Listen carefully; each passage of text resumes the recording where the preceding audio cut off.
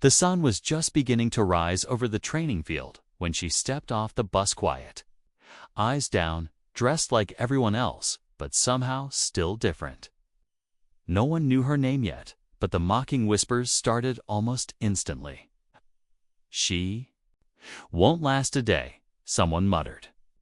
Others laughed behind her back, pointing at her thin frame, her calm eyes that didn't match the tension in the air.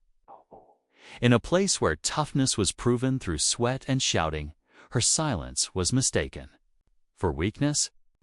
The other recruits scoffed, assuming she was just another spoiled girl playing soldier. But there was something about her the commander couldn't quite place. He watched from afar, arms crossed, unsure whether to dismiss her or wait. Day by day, while others complained, she kept her head down and powered through. No shortcuts, no excuses. Her quiet resilience began to shift the mood, but still, no one knew who she really was. Then came the inspection, the moment when every recruit lined up in uniform, back straight, nerves tight. And that's when it happened. The commander walked past her, paused, and asked her to turn around. As her shirt lifted slightly, revealing part of a tattoo inked across her back, his expression changed instantly. His face went pale, his hands froze, and suddenly the entire atmosphere turned tense. What was it about that tattoo? Why did the man in charge stone, cold and unshaken by worry, like that to a single symbol? The other recruits looked on. Confused, the laughter gone. She didn't flinch. She didn't explain. She just stood there, as if she knew this moment would come. And that's where everything began to unravel. What was her secret? And why did it make the commander fear her more than any enemy ever could? No one dared to speak after that moment. The commander stared at the tattoo like it pulled him into another time, his eyes distant. Jaw clenched, a flicker of something close to fear flashing across his face. Then, without a word, he moved on, barking orders louder than usual, trying to shake off whatever that image had triggered. The others looked at each other, confused and more curious than ever. The girl didn't say a word. She adjusted her shirt, fell back in line, and kept her eyes forward like nothing had happened. But everything had changed. Rumors started flying that night in the barracks. Some said the tattoo was a symbol used by an elite military unit that was rumored to be off-the-record secret operations, missions classified so high no one even spoke their name. Others thought it was connected to someone powerful, someone dangerous. A few whispered she might be the daughter of a legendary soldier who had vanished years ago under mysterious circumstances, but no one had any proof. And she wasn't telling. What they did know was that after that day, the commander watched her differently. He no longer saw her as a recruit to be broken, but as someone who knew more than she let on. During drills, he tested her harder than the rest longer runs. More weight, harsher commands, but she never cracked. Some of the recruits tried to push her, still hoping to prove she didn't belong. But their jokes started to fade. She moved with quiet strength, her focus unshakable, like someone who had already survived worse. Still, the question haunted everyone. What was behind that tattoo? Why did it shake the commander?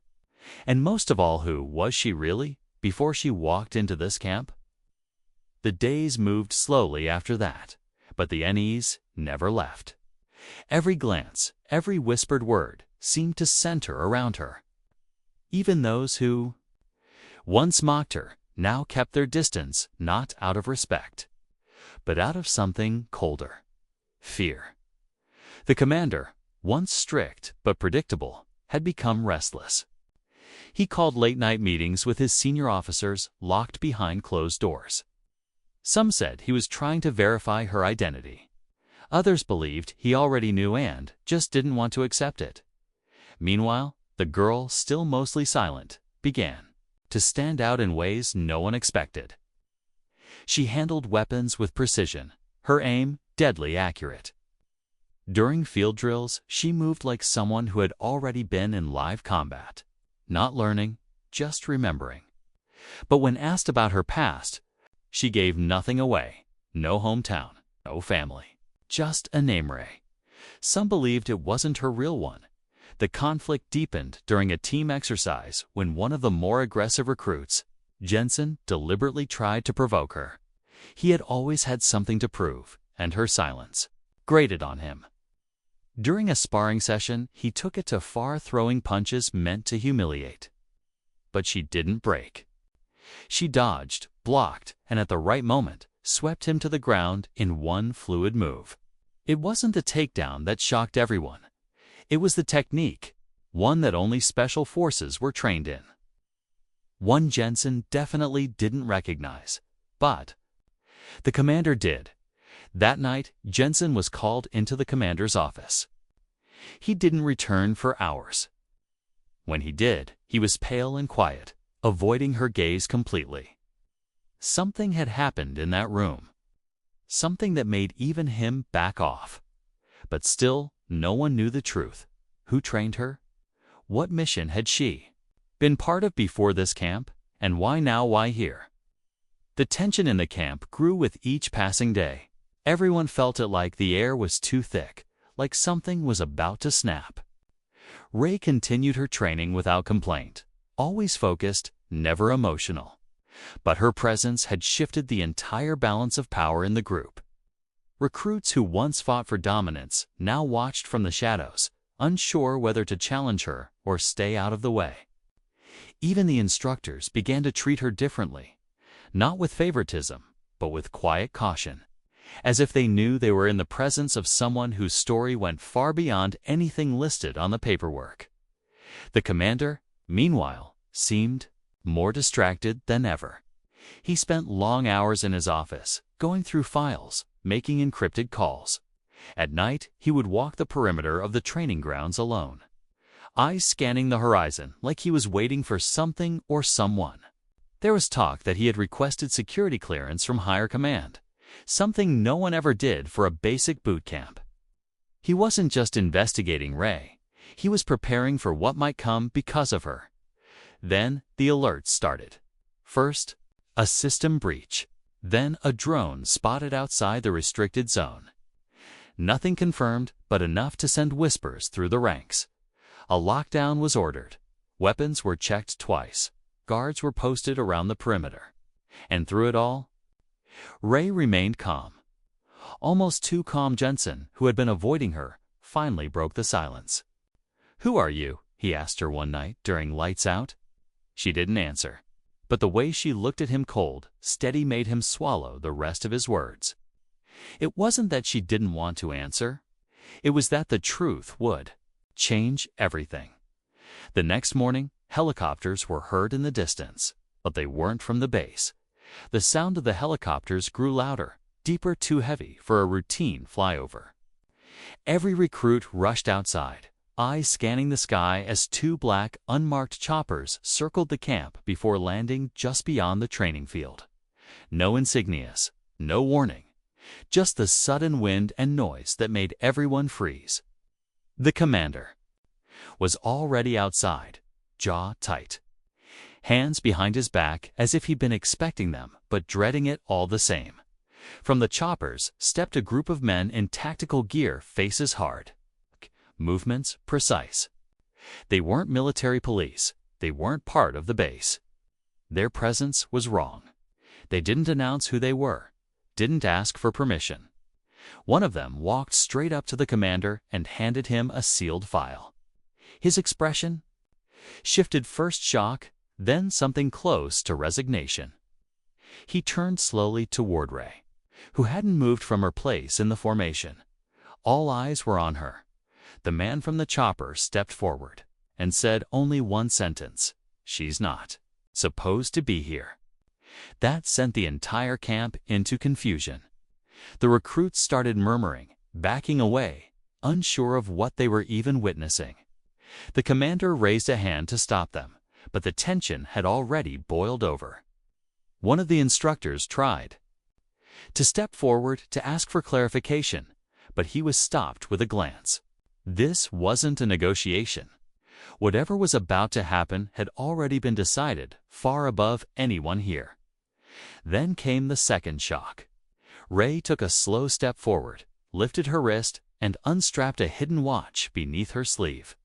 With a quiet tap, a faint light blinked, and suddenly a signal went out. The man from the chopper froze. "You activated it," he whispered. Ree's voice was calm. "They're already on their way." The camp went still. The wind from the choppers had barely settled when the distant sound of engines began to echo from beyond the forest line. This wasn't backup from the base. This was something else, clean, precise, coordinated. Within minutes, sleek black vehicles emerged from the tree line, surrounding the perimeter with silent efficiency. Doors opened, and out stepped a small group of operatives in advanced gear. Their movements synchronized, not rushed. At their center was a woman in civilian clothes, eyes sharp, walking straight toward Ray without hesitation. The man from the first chopper stepped back, visibly shaken. "We had orders," he said, voice tense. She was off-grid. She wasn't supposed to reactivate. The woman approaching didn't answer him.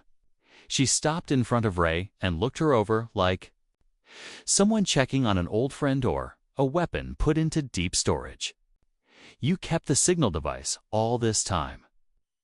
she asked, softly. Ray nodded. "Only in case they found me again."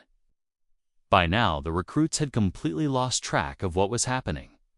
Even Jensen stood frozen, jaw slack, unsure if they were still part of Bootcamp or some larger operation they weren't cleared to witness. The commander stepped forward. "Tell me what's going on." Now the woman finally turned. "You've been training a ghost. Officially, Ray doesn't exist." She was part of an elite shadow unit that was shut down years ago after a mission went wrong. Everyone assumed. She was. Dorm made sure she was. Ree's eyes didn't leave the man from the chopper. "They buried us because we knew too much. I came here to disappear. But someone triggered my old file." The commander looked stunned. "Why here?"